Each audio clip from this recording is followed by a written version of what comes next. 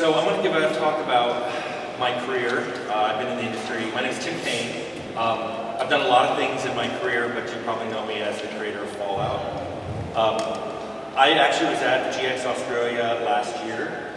This is me on a panel with Liam, Snow McNally, Dave Gator, and myself. When I saw this picture, the first thing I thought was, we're kind of sitting in chronological order. Because Liam's been in the industry 5 years, Snow 10, David 20, and I was in there for 35. And the first thing I thought was, because I was. I actually started when I was 16.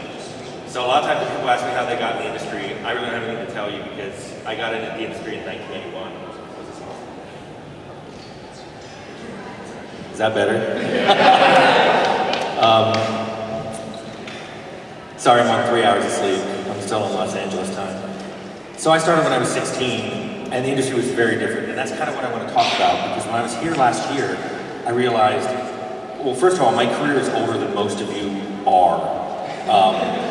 And I think if you could see what the industry was like when I started, you'll see that Australia is somewhere around where we were maybe in the 90s or early 2000s. So I kind of want to talk about that. And specifically what I want to talk about are the major changes that I saw happening, which massive increase in diversity. I have some pictures of companies I worked at 25 years ago, and it's just a sea of white males, myself included. I also want to talk about what it means in terms of budget and team sizes, and how people have specialized a lot in the last 30 years. And I also want to talk about tech changes, a lot of technological changes. I'm trying not to get too technical, although I do have to talk about it a little bit. And I also want to draw two parallels. One to the social acceptance of gaming and a career in gaming, because when I started, I was pretty much ridiculed by family, friends, and professors, because I was in school forever, about going into gaming. But also the social acceptance of homosexuality, which is kind of paralleled, at least in America, the social acceptance of actually being a gamer. So I have a timeline, which doesn't look like it has converted well. I basically started in 1981 in a little company in Virginia called Cybron, and I'll talk about those games. Then I went to Interplay, and that's where I made Fallout. Then I started my own company, Troika Games. That failed because I'm a terrible, terrible businessman. Then I went to a company called Carbine because I had an opportunity to make an MMO, and I went through this brief love affair with MMOs. Not that brief, maybe about 9 years. And I just really wanted to try my hand at making one. And then I went back, I almost said back to Obsidian. I went to Obsidian, which was a bunch of Interplay people. I mean, the first day I started there, I already knew about 30 people there. And so that was really fun. So basically, I've broken my career down into decades. So we're gonna start with the 80s. And since you're all sitting down, this is me in the 80s. This is me in 1981. This is me about 4 months after starting my first game job. That shirt, by the way, and the hair, that was really popular in the 80s. That's very fashionable. I don't know why you're laughing. So what happened was kind of a little personal. I was growing up, when I was 8 years old, my parents got separated, and I didn't know why. When I was 13, they got divorced, I still didn't know why. I found out when I was 20 that my father was a functioning alcoholic. My mother did not want any of us to know. My mother suffered from rheumatoid arthritis since before I was born.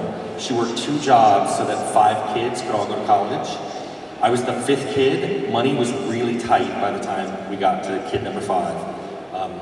So she did something amazing when I was 13. She bought me one of these, which is an Atari 800. It cost about $800 in 1979, which was an outrageous amount of money for a single mother of 5 kids. But I learned that machine inside and out. It had extended graphics mode. It was way better than the IBM PC. And even if there's Apple over here, it was way better than the Apple II. I learned all the extended graphics modes, and there was somebody who was a couple years ahead of me in high school that when I was a sophomore, he was a senior, and he graduated and went to a company called Cybron, which is making computer games. And they needed high-resolution graphics, and the only machine on the market that could do it was this Atari. So when I was 15 and maybe 8 months, they called me up and said, hey, why don't you drive out along the Beltway past DC and come work at our company? And I said, I can't, I don't have a driver's license.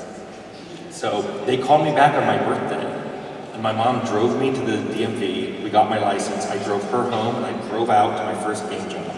And that's pretty much what I've done since. So this game company was called Cybron. I worked there from 1981 to 1986. My friends all thought this was the coolest job in the world. My family was shocked because at the time minimum wage was $3 an hour, and they were paying me $9 an hour. In fact, I made more money the first 2 summers I worked there than my brother, who was 2 years older, had made the previous 4 years of working jobs. Cybron pretty much paid for my undergraduate degree. My family and teachers thought this was a phase I was going through until I got a real engineering job, because I went to college and went to engineering school, and they just thought, yeah, he's gonna get tired of the video games and all that, or actually get a real job. So this was the first game we put out. It came out a year after I left Cybron. They actually didn't put my name in the credits, which almost prevented me from getting a job later in the industry. But the game cover looked pretty nice. This is actually what the game title screen looked like. This is something called CGA. It's 4 colors. You don't get to pick which 4 they are. It's these colors. And it was really bad resolution. The game itself, though, looked nicer because what we did is we used redefined text graphics. So it actually looked pretty decent, at least for the time. It actually also had a really good bidding AI, which I take no credit for. There was a designer there who would write flowcharts on how bridge worked, which I didn't play, and then I would code it. So Cybron pretty much had very tiny teams. We had 5 or few people on any game. That game, I think, had 4 people. So 4 people made the entire game. There were only 10 people who worked there, total. Everybody was white. There were 2 women, a receptionist and an artist. I just thought this was normal. Didn't think anything of it. What was amazing to me, though, was that the designer who worked on this game was openly gay in 1981. And that absolutely blew me away. I was surprised, though, that there was a really hostile reaction from our company secretary. She would say things to me like, his boyfriend's here to pick him up. Or, you know, I can't believe his boyfriend's here at the company party. And I was confused because I was like, first of all, I didn't know what was going on myself. Some people know they're gay when they're born. Other people have to, it hits them over the head. I was one of the people that had it over the head. But I was like, well, you know, one of our artists, her husband comes to all these things. And she goes, well, that's different. You'll understand when you get older. So that's kind of like my very first industry experience with somebody being very hostile. And as for me, what was going on with me at the time, if you've ever seen this Kinsey scale, I'm married now. My husband is a total Kinsey 6. He's gay. He's told me I'm probably like a 4.5. Because I dated women, and I don't like that title though of incidentally heterosexual. It makes it sound like I was walking down the street and I tripped, and I'm like, I'm sorry, man. So I really don't like the Kinsey scale, but this is the nearest I can explain to like what was going through my head. I was like, well, I like guys, but I like that one woman, I took her to prom, so I must not be gay. Also, to put it in context, which all of you are much too young, this is pretty much what the 80s looked like in the US. The AIDS epidemic was rampant. You were basically told, if you're a gay man, you were going to die. And that terrified teenage me, but also it kind of shaped my whole career because I never really had a role model. I had nobody gay older than me because almost everybody who was gay who was older than me was dead. And as I got older and I started to realize that there was nobody I was ever going to work for or aspire to be or be inspired by who was a gay man in the game industry, there just isn't. I still to this day, 35 years later, I don't know of anybody in the game industry who's older than me who's gay. It's hard to find someone in the game industry who's older than me. I ran into the Google game director, and he's only been in the industry like 30 years. So I'm like, dude, I got 6 years on you. So after, like I said, Cybron paid for college, which I went to college at University of Virginia. When I graduated, I decided I wanted to go to grad school and do AI, and I was going to do games on the side. So I went to California, which I thought was going to be super liberal, and I went to the University of California at Irvine. I actually found a picture of it. People tell me UCI stood for under construction indefinitely. This is the first photo you see when you type UCI, and that's actually the computer science department that I went to school in, and behind it is a crane building yet another building. I actually found a picture of myself at the time. Now, this predates digital, so the best picture I could find was me eating sushi. I don't look like I like it, I'm actually really enjoying it. But so I went to graduate school there from 87 to 91. I actually got a master's degree and started on my PhD, and then I bailed out. I was working on something called integrated learning, which is this advanced technique of taking multiple learning techniques, combining them together, and trying to make an AI. I actually used it later when I made a D&D game. The Department of Defense approached me to using that D&D game as a test bed for their military AI. It was a little Skynet, but they were offering money, and I did it. And they really liked it because D&D is a very easy way of measuring whether your AI is doing well because you get experience points. And so they could literally measure their AI numerically by rating how well it did playing the D&D game I made. But I was shocked at how conservative UCI was, especially Orange County. If you know anything about California, California is incredibly liberal, except Orange County. And within Orange County is Irvine, which is ultra conservative. And I did not know that when I moved there, so I was a little surprised. It was even more conservative than Virginia. There were very few openly gay students, and in fact, in the computer ICS department, information and computer science, there were none at all. I had friends who lived next door who were in social ecology, and one of their friends was gay, and he had to leave school when his parents found out, and they cut off all the funding. So again, to me, I was watching this happen, and I'm like, okay, I must not be gay. I had a PhD supervisor who was super critical of me leaving. He said I was an idiot, I was making the biggest mistake of my life, but I wanted to keep making computer games, and after getting my master's degree, I was kind of fed up with academia. What he ended up telling me is games are not a career. That, I quoted it because that came back to haunt him 5 years ago.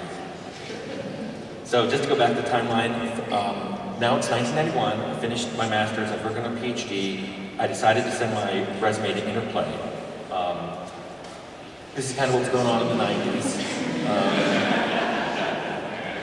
If you notice, the Spice Girls are up there. The first group I played with in EverQuest when I first discovered MMOs were the Spicy Girls. I was posh, I was a bard, I played my own instruments. Stupid side note. So I was in Interplay from 91 to 98. And during that time, I got hired to do Bard's Tale construction set. I don't know if you played any Bard's Tales. Bard's Tale construction set looked like this. It was going to be one of their early VGA games. The previous Bard's Tale were all CGA and AGA. So it looked pretty good. We had 256 colors. The graphics looked a lot better. You could make maps. The maps you made top down, and then you viewed them in a fake first person. It was really cool. Bard's Tale 1 and 4 were pre-made games, and then this one was supposed to be an add-on, or probably would be a DLC now, but it was basically a separately bought editor where you could make any game you wanted using Bard's Tale tools. You could even make monsters, and you could have them animate if you had a program called D-Paint. So it was pretty advanced for the time. What was weird about this for me was I found out about a year after I got hired that they were going to hire someone else, another programmer, but he didn't know how to play D&D, and I did. And that was exactly what got me the job. So you never know what's going to be important. I didn't put that on my resume, but it came up in the interview, and everybody looked at each other when I said I played D&D, and I thought I'd said something wrong. But it turns out that was the thing that tilted the game in my favor. They actually checked my resume and saw that I had made Grand Slam Bridge, but my name wasn't in the credits. So they were about to just dismiss me. And luckily, I said, I played D&D. I didn't GM. In '93, I made a game called Rags to Riches. It's kind of quasi-RPG. It's you play a young man whose parents give him $1 million to start his own company. It was a business simulation. I really wanted to work on Lord of the Rings, but they wouldn't give it to me. So I made this game. The only claim to fame here is this was Interplay's first Super VGA game, which meant it was 640 by 480 resolution with 256 colors, which was just crazy back then. But that meant I was the first programmer that ever learned how to use it. And back then, it was really hard to program with Super VGA. You couldn't just write pixels to the screen. You had to know what the video card was. Like, if you have a Trident 9200 or a Trident 9600. It actually, video cards started changing so rapidly that you actually had to know what chipset was on the card. So you had to know, are you a Trident 9600A or Trident 9600B? And there was sometimes no way to detect, so you had to ask the user, do you have any idea what video card is in your machine? So because I know how to make Super VGA graphics, in '94 I started working on isometric engines in my spare time, and that's where Fallout came from. So Fallout, I worked on that from 94 to 97. Super VGA graphics, much higher resolution than we were expecting to do at the time. And it became a very popular game that Bethesda bought and is now popularized for the mainstream. I'm not very bitter about it. People are actually surprised. I like Fallout 3. I liked Fallout 4. I wasn't that big into it. I just wish that there was more cohesion between the series. And I think that something happened between 2 and 3 when it transferred to Bethesda that kind of lost some of that cohesion. I found one picture of the entire company. This is Interplay in about 1993. Not that diverse. There's some women who worked there. Almost all of the women in that picture are either secretaries or in marketing. We had no female designers, female programmers. We had 2 female artists, and they were both 2D. When at the time 3D was becoming the big hot thing. I found a picture of the programmers in 1993. I'm up there side. Obviously a bunch of white guys. I found out later, because I asked after I'd been there a couple of years, why there weren't any women programmers in Interplay, and the tech director said that he had never ever even received a single resume from a woman programmer. And that kind of surprised me because there were women in the graduate student in computer science with me, but none of them went into video games. I actually called a few of them and said, "Would you ever think about going to video games?" And they were like, "No, it feels like a boys' club. You work too long hours. I don't. It doesn't sound like a good fit for me." So that's begun like the long, multi-decade journey to try to encourage more women to get in the industry. So just to summarize Interplay, so I started there as a programmer and I eventually started doing design and production. So this was still early in the industry where you could do a bunch of different hats, do a lot of things you wanted to do. Team size was still small. Most teams had 10. My project got big enough that Fallout got to have about 30 people on it, and that was considered huge at Interplay. 30 people was just ginormous. Like I mentioned, there started to be the time of dramatic tech change. New video cards are coming out about every 6 months. Resolutions jumped way up. Every year the resolution was higher than it was the year before. Color depth got deeper and deeper and deeper, which is a problem for me because I'm completely colorblind. So I became heavily dependent on artists, which factors in later of why I started Troika with 2 artists. There were no standards, like I mentioned, for video cards until a company came along named VESA. VESA standardized how you wrote to video cards. So you wrote for VESA, and VESA turned around and wrote to the video card. That really helped. 3D was just starting. 3D was actually separate cards you had to put into your computer. And then when you started a 3D game, like if you started Quake, it would actually say, "Hold on, I'm starting up the 3D card," and the screen would go black, and then it would pop back up in 3D. So it was really archaic. We had some minorities that worked at Interplay, but there were very few women. Like I said, they were not in any of they were artists, and that was about it. There was one female programmer hired when I left in '98, and she worked in the sports division, and she was great. There weren't any openly gay developers there. I wasn't out. I've actually spoken in the last 10 years to other people who were there when I was there, and who were also gay, and we all agreed Interplay was incredibly hostile to gay people. This came as a surprise to all my coworkers, some of whom I work with now, that worked with me there at Interplay, but I had to explain to them it was not uncommon for people to call stupid shit, "Well, that's gay."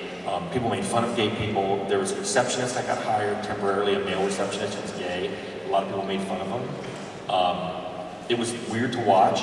I was pretty quiet about it until something happened with Interplay had the first industry transgender employee. This is before Danny Blunt, this is before anybody had heard of this, back in like 93 or 94. Interplay itself, the administration was really great with her. She sent out an email explaining she was transitioning, male to female, and because there were 4 ladies' rooms and she would only be using one of them, and she had to go for a whole year before she could have any operation, basically dressing and acting like a woman. Well, I was leaving the office one day and there were 2 women talking about this.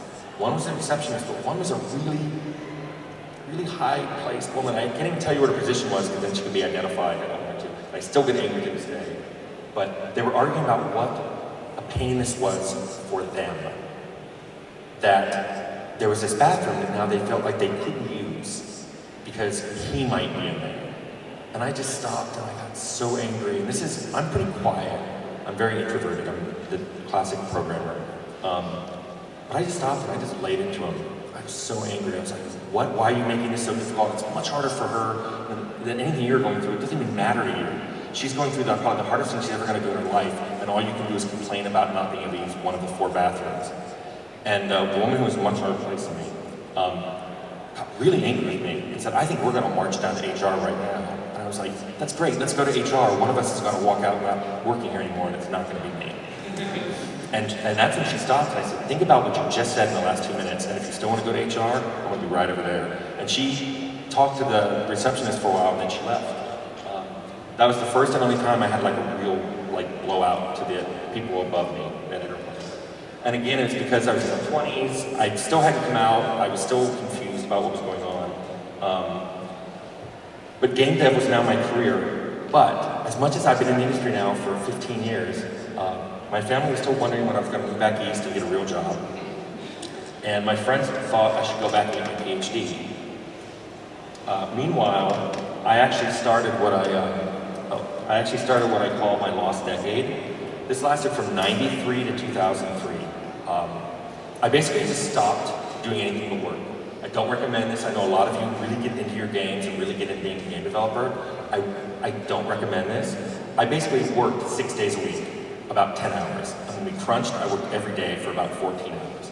I didn't see any movies in that entire decade. I didn't listen to music. Somebody mentioned Britney Spears one day, and I thought it was a weapon. And I was like, what game of ours has Britney Spears in it? I think I read 1 or 2 books a year. I never dated, didn't go out socially, and this lasted for a whole decade. I actually found a picture. This is me working. The reason I have a bag on my head is because I've been at work every day for about 5 months. This is about a month before Fallout 1 shipped. It's a Burger King bag. It says Burger King on it. And so many people had been in my office that day interrupting me, and we were trying to fix a bug that was holding up Fallout from shipping. I had the president of the company coming in every day to yell at me about why is Fallout not shipping. That I told people they had to refer to me as Your Highness if they wanted to talk. The very next person in my office was one of the programmers, and he said, Your Highness, you just checked in code that's crashing the game. I was like, thank you, we're fixing that. But I think I was starting to lose my marbles. During this time where I was losing my marbles, Fallout shipped, Fallout 2 started. For a host of reasons that I'm not going to go into, it could be a whole talk, including royalties, team size, being able to control the direction. I didn't really like where it looked like Fallout 2 was going to go. So I left, and I very stupidly started my own company, Troika Games, thinking, well, how hard is this going to be? I started with 2 artists from Fallout, Leonard Barsky and Jason Anderson, because as I said, my color vision is so bad that I'm not actually supposed to drive at night because I can't see which lights are on. It's something that runs in our family. You're born with full color vision and then you lose it in young adulthood. So I remember color I don't see. I knew I needed people to complement my skill set, and I think that's really important. If you can find people like that you trust. I found these 2 artists that were really good at art aesthetics, at merging the art style of the game with the system mechanics and things like that. Trusted them really strongly, and so we started Troika together. And that pretty much started the 2000s. This is what represents the 2000s to Google search. So Troika, I ran from 98 to 2005. Our first game was Arcanum, came out in 2001. Pretty popular. We made it for Sierra. It was again a Super VGA game. People have said it's a lot like Fallout. It's kind of a steampunk, what would happen if a fantasy game moved forward into the industrial age. Then I made Temple of Elemental Evil. This is the D&D product that the DoD eventually licensed from us to test their military AI. I think it was more popular with the military AI than it was with game players. Temple of Elemental Evil was the first and only game that I tried doing the writing on, and I'm never ever going to do that again. So if you played it, I apologize. That is my writing. Not very good. Then we got the Vampire license, and for the first time in my career, I started making a fully 3D game. So Vampire came out, and we used the Source engine, which was on Half-Life 2 at the time. So this is the first time I got to dive into 3D. I was like, yeah, I'm going to use all that math I learned. It's going to be really fun. we hired much better writers. Well, Leonard and Jason did writing. In fact, if you play the game and you played Ocean House, that was all Jason Anderson, and I still think it's one of the most brilliant levels in an RPG. And if you haven't played Vampire, it's really cheap. You get it from Good Old Games. I recommend playing it, if only to play a Malkavian, which is a crazy vampire clan. You can actually have an argument in the game with a stop sign. So Troika was very small. This was all of Troika in 98. These, 8 people? We were naive. We thought it'd be very easy. Our accountant called us communists because we paid everybody the same amount. Artist, programmer, designer. We had open books. People could come and look at the books, see what we were spending on stuff. I had, a designer come in and say, we're spending too much on desks. I'm gonna find us cheaper desks. And I'm like, great. I thought that would be smart. We actually lost hiring somebody once though because he said he was a really good graphics programmer. He wanted more money than what the other people were being paid. He didn't like that people would know his salary, and he didn't like that people could see our books. So we actually didn't come to work at Troika because of that. What I learned at Troika is that I'm not a business person. I made really bad contracts. If you want to know why Troika went out of business, it's because I made contracts that were so bad we didn't make enough money from our games to actually make more games. I don't regret doing Troika, but I'm never, ever, ever going to run a company again. It's weird, once you have a company, people will come up to you and say, hey, why don't we start a company? Why don't we do this? And I'm like, I have no interest in ever doing that again. Our team, we only had 12 people that made both Arcanum and Temple, which actually I'm really proud of. People say, what are you most proud of in Arcanum? I'm like, the fact that a dozen people made that game and it has an incredibly rich feature set is just amazing to me. Now, we did go up on Vampire, and that's because 3D art is a lot harder to make, so we had to really staff up on art. We also ended up hiring a lot more women. We were seeing women go into 3D art. We had a woman designer. We had a woman 3D artist.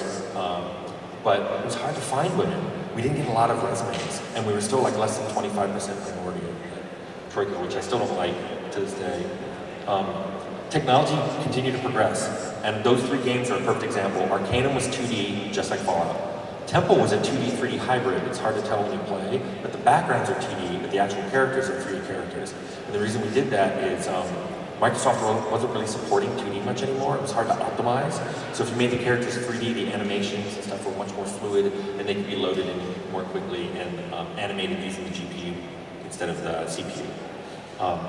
Vampire came out in full 3D, and by this point, DirectX was fully accepted. It was trivial to code for video cards. Memory was flat. If you're old enough to know when the memory wasn't linear on the PC, you know what I mean. If you don't, you just never have to worry about near and far pointers ever again. So Troika, from that period, I basically was accepted by most people that I had a career. My family's like, okay, he's not going to stop doing this. My professor, who said games weren't a career and I was making the biggest mistake of my life, called me up and asked me if I'd teach a class at UCI in game development. He was now the dean. He actually also asked me to speak at his daughter's junior high school career day on how awesome it was to be a game developer. And I laughed on the phone. He asked me to lunch. I laughed at my lunch. I told him I'd do it. And he said, well, can you stop laughing at me? And I told him, I said, when I was, 20-something, and you're telling me I'm making the biggest mistake of my life, that hurt. And then you come back 5 years later and say, hey, why don't you headline a game development class? And he was like, yeah, he goes, I'm an idiot. I didn't see it coming. I also came out during this period, but it was kind of a weird coming out. I told my family, I told close friends, I told some of my coworkers, and I started dating. I came out of my long decade of nothing in 2003. I met an architect, he was really cool.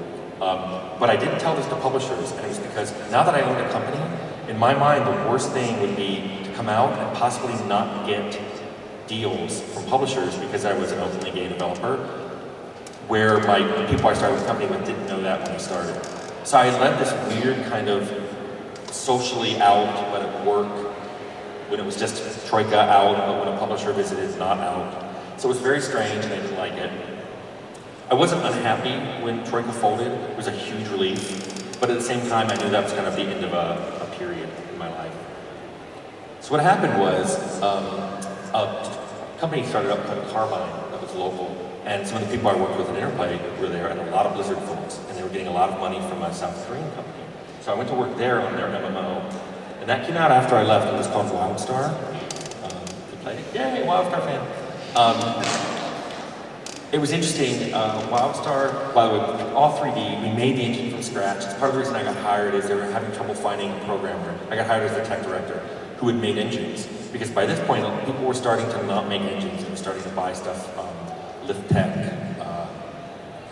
There was an Unreal Engine back then. A few other things. People were buying those things, and it was hard to find somebody who knew how to make them from scratch. But they wanted it made from scratch. So all of WildStar was made with no proprietary engines. I found one picture of Carbine. It's pretty diverse. This is just a tiny fraction. Carbine had like 200 people working it. They made us take, since I was a director, they made us take headshots. This is me at the time. I'm starting to take my final form. And it's funny, everybody says you're kind of a bear, and I'm like, nah, I didn't used to be a bear, I'm a bear now. This photo, I love it because Carbine had way too much money. They had more money than I've ever seen. I think that game, it's either, they spent about $100 or $150 million making it, which just blew my mind because if you sum up all my budgets of all my games up to this time, it wouldn't have been a tenth of that. I think we made Fallout for $3 million. They brought in Hollywood makeup artists to do this up. This is me. My makeup artist was Tom Hanks' personal makeup artist. You can't tell in the picture. I'm covered in pancake makeup. My clothes are pinned behind me so they'd look tighter. That was the best she could do. She worked on it for an hour, and that was the best thing she could do. So let's go through Carbine really quick. So I got hired as a programming director in 2005. So I made an engine, hired up about 20 programmers. It took a lot to make an engine back then. Meanwhile, design was lagging. By 3 years into making the engine, they didn't have any classes, didn't have a setting, didn't have a story. They just had ideas. Somebody came in from NCSoft, our parent company, and fired the entire design department. It's like 25 people. They were just all told to go home. Then they turned to the programming and art directors and said, you have 30 days to get the design director or we're shutting down the whole company. And we tried to find somebody, but there was hardly anybody out there. I mean, there's no way we're going to get somebody hired in 30 days. So the studio head told me I was going to do it. He just came in one day and said, you're the new design director. Assign someone to be the programming director. So I did that. I made all the classes, made the different paths you could play. We finalized the races. And that was great. Team was gigantic. It was already over 100 people at this time. Peaked at over 200 people. This was really hard. It meant that for probably the last 3 years I was there, I didn't really, once I got all the design done, I really didn't game develop. I kind of managed people who were actually making games. The good news is we had a lot of minorities working there. There were a lot of openly gay people. As far as anybody there knew, I'd been gay since the day I started. It was a very relaxed environment. And because they paid really well, everybody there was incredibly, it's hard to describe. When you're actually working in game development on a game you love and you're paid well, everybody just kind of relaxes. And we were just having a really good time playing it. Do you have a question?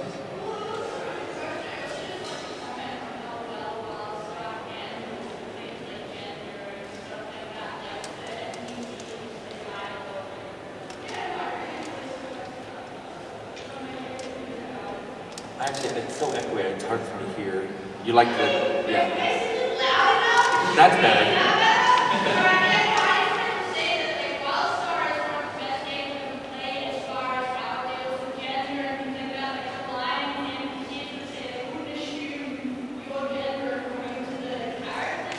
Right. We worked really hard on that. It's funny, if you go back and play, Fallout had that. Fallout had, you could go to the farmer, I think in Fallout 2, and sleep with his daughter or his son. And it didn't matter what your gender was. And when the farmer called you, he'd just come out with a gun and you'd think he was going to shoot you, but he's like, you better marry my son and daughter. And what's interesting is that came from a straight designer. He basically told me, well, you've told us we have to do all the different paths through. This is a different path. And I'm like, knock yourself out. By the time we got to that in Carbine, I didn't have to tell people that's what I wanted. They just kind of knew, Tim's gonna want to see this. it was funny too. People would get hired, and I could hear other people telling them, here's what you gotta do to make Tim happy. Don't assume anything about the player. Don't assume anything about, you know, gender identity, racial stuff. Just, you know, let the game react to anything the player does. That was kind of like my shtick. Like I said, we had this crazy budget, which just blew me away, of $100 million. That doesn't even count marketing, post-game ship support. That was an outrageous amount of money. People were now starting to call me up that I went to high school with and ask how their kids could get jobs in the game industry. These are the same people who thought it was weird that I would leave school after work to go to my game job. And they thought that was strange. Now they wanted their kids to work in game companies. But the best part of Carbine was I was out from day one, and no one cared. I had a coworker there who was actually kind of like my boss, but he was sort of tangent. He was peer to me, but he was sort of like, he was the person who wrangled all the directors. And I worked with him at Interplay, and he apologized to me on the first day because I was thinking about some of the things I must have said when I was a stupid 20-something at Interplay. And I told him not to worry about it, but I was glad he remembered because some people didn't. In fact, this is my second year at the con, and I had someone at Obsidian say, "Why are you doing this?" And I said, "You know what Interplay was like. You know, I had nobody to ask questions about and kind of inspire me, and I think that it was something that kind of hurt me back then. I used to bring my boyfriend to office parties. There were a lot of other gay coworkers. Turns out 2 other people from Interplay were transgendered after Interplay closed down. I also met Robert Garriott. He's Richard Garriott's brother. He actually was the president of NCSoft. We had a cool dinner party one night. It was just the directors, so it's just like 5 of us and Robert Garriott. And he asked me what my girlfriend thought of me playing video games all the time. And I said, well, my boyfriend doesn't mind. And he was like, oh, how does that, how does that work for you working in an NCSoft company? You don't get any discrimination, do you? If you do, tell me, and I'll take care of it. Totally different response than what the management at Interplay would do in that situation. So that was nice. Now, I ended up leaving Carbine before it shipped. Just when the company got that big, same thing happened in Interplay. When I started, I was employee 40 at Interplay. When I left, there were 600 employees. I started as employee like 12 at Carbine, and there were 200 people, and it's kind of too big for me, and I kind of want to keep my hands in the development, and I wasn't really doing that anymore. So I ended up leaving in 2011. I got married. There's a picture of me getting married on the beach in Provincetown, which immediately made my niece call me and yell at me because she wanted to do a beach wedding and I'd beaten her to it. What was great about this was we were there meeting a bunch of friends of ours from around the world, so they're all at this beach wedding. But there was a couple walking their dog, and the dog thought this was some kind of party, and so he kept running around us and all the guests. And I thought it was great, but it was like exactly what I wanted. It was low-key, but very nice. Oddly, so I changed my Facebook status that night. My Wikipedia page, which I didn't make, there was a Wikipedia page for me, it immediately got defaced. My occupation was changed from video game developer to homosexual. It had listed that I got voted like top 100 video game developers. They changed it to top 100 homosexual video game developers. There were whole forums discussing whether or not my games were still worth playing. I got compared to Hitler. I believe the quote was, "I wouldn't read Mein Kampf, so I'm not going to play Fallout." And this is a great thing to read when you're on your honeymoon and you're reading these things, and I'm like, guess we haven't quite come as far as I thought. It was a little disappointing, but this is part of the reason I completely left social media a year ago. Everything, Facebook, Twitter, Instagram, LinkedIn, everything. This is the start of my feeling like maybe I don't really want to be on Facebook. A lot of the things have happened that just made me abandon it.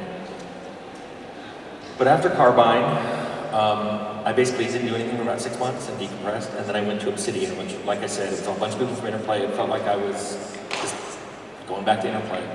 I couldn't find something that represented the 2010s, so we don't like them either. So I started Obsidian in 2011. When I started, I basically had an agreement with the owners, because Fergus had been my boss when I worked on Fallout. Chris Jones, who was the lead programmer with me on Fallout and Arcanum, was their technical director. I knew their other 3 owners. My agreement of starting there was I was not going to run a game. I just wanted to work as a senior programmer and a senior designer and help other people make the games they wanted to make, but I didn't want to run a team, I didn't want to manage anybody, I didn't want to write any reviews, and I didn't want to be responsible for ever talking to a publisher again.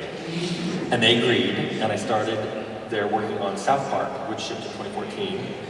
Now, my games are all full of mature content. There's drugs, there's violence, there's sex, there's language. But South Park was the first game I would not show my mother. I wouldn't even tell her what I was working on. She FaceTimed me one day, and I was trying to fix a bug on a level, and if you play, you know what it is, Mr. Slave's ass. And she goes, oh, well, turn the camera around, I want to see what you're doing. And I'm like, no. No. So then in 2015, we shipped Pillars. This was Josh Sawyer's first game where he designed an IP from scratch, and I loved that. Basically, I've been in the position, luckily, where since I could be a designer and a programmer, I could have an idea and implement it directly into a game. And I was watching Josh have this frustration that every designer here has, where you have a great idea, but the programmer tweaks it before he puts it in, so it doesn't quite come out the way you wanted. And I told him, put me on, I'll just design whatever, I'll program whatever you want me to do.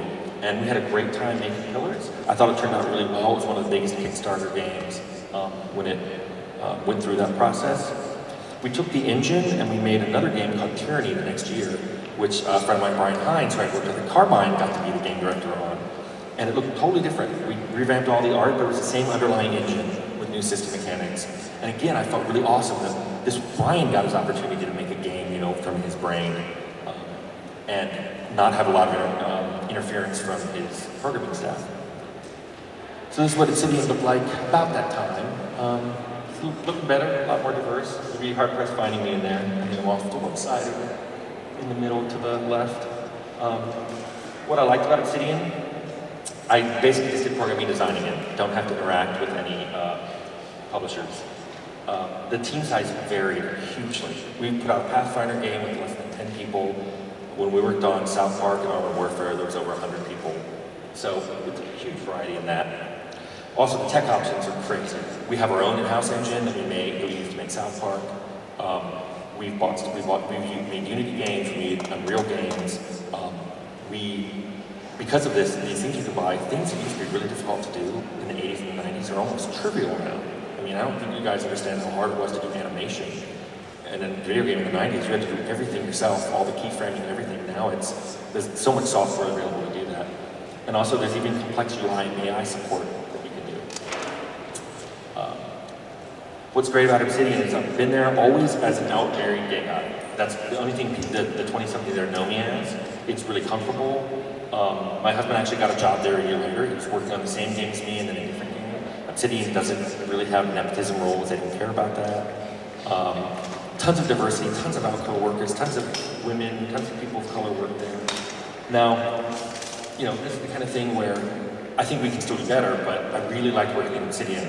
And this is where last year I would have stopped, but I was at GX 2016, and I met somebody who basically talked to me for a while. They were crying, so I got most of the stories from a friend of theirs, and they knew who they are. But after it was over, I don't think they realized it kind of made me think, I could make one more game before I retire.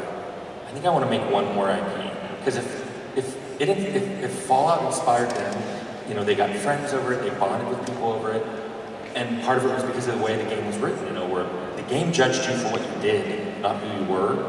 I wanted to make one more game like that. And so I basically went to the owners last year and said, okay, let's do something. So I'm actually working on a game now. I can't really talk about it, but if you love Fallout, you're going to recognize the humor and the style of that game in this one. Which brings us to the game industry now. I think there's a lot of representation in teams and in the games themselves. There's a great acceptance of gaming as a lifestyle. People just go, oh yeah, I make video games, or I love playing video games. Even as recently as 15 or 20 years ago, that was not the case. You were extremely nerdy, and what was wrong with you if you played video games all the time. But at the same time, it kind of paralleled this in the States, the acceptance of homosexuality. It's not that big of a deal anymore. It still is to a small group of people in the States, but they're getting smaller all the time. Conferences like this exist, and this is just amazing. We really don't have a conference like this in the States. I mean, I've been to GX the sister version, and that's it. That's all we have. And the fact that one of the high-ups at Obsidian had to ask me why he didn't come to this conference, I told him to explain why he doesn't quite understand what it can be like to work in our industry and be kind of an outsider. And it's weird for me to be in the industry for 36 years and still in some ways kind of be an outsider. But just, you know, my whole point of this, if you take one thing away, it's like, can we do better than how we're doing now? Yes. But have things gotten a lot better in the 36 years that we're doing it? Yes. And I hope you guys like appreciate what you have and keep working to make things better than they are now. So, thank you.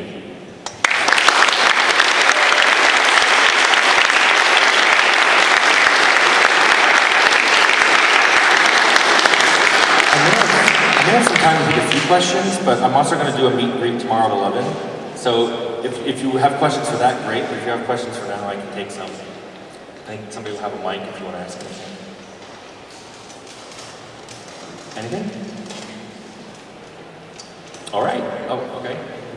I'll just shout out to you. Basically, the Troika games, the 3 games. Sorry. Basically, the Troika games and your underlying philosophy in the logo with design art code inspired me to get into the games industry. However long ago, I've since burnt out, but I still love the idea and getting your passions developed and created. And I just totally didn't even realize that it would be today, and I just want to say thank you. This has really made my day. And if you have time later, I'd like to grab a selfie. Actually, there's a funny story for Troika. We turned it into meaning for programming, code, and design. But Troika is what Fergus referred to me and Leonard and Jason as at Interplay. Because if I ever went to a meeting where we're talking about like the box cover or art that was going in the game or was going in advertisement, because of my color blindness had gotten so bad, I'd bring one or both of them along with me. So even though they weren't supposed to be in a meeting, supposed to be like producer level and above, Fergus would be like, oh, I see the Troika's here. And I love that name so much that we ended up just naming the company that, but we really wanted to stress that we wanted to make games where we didn't overemphasize any one of those. Like you play games that are beautiful, but they're not very fun, or you know, we probably should stress the programming more because Troika games were a little buggy, but and I take all credit for that. But we just really like the name, and I had someone ask me last week. I was at Reboot in Croatia. They asked who on the team was Russian. They said, who on the team was Russian because you have a Russian name? I'm like, nobody. We just like the name. It's awesome, thank you. All right, thank you.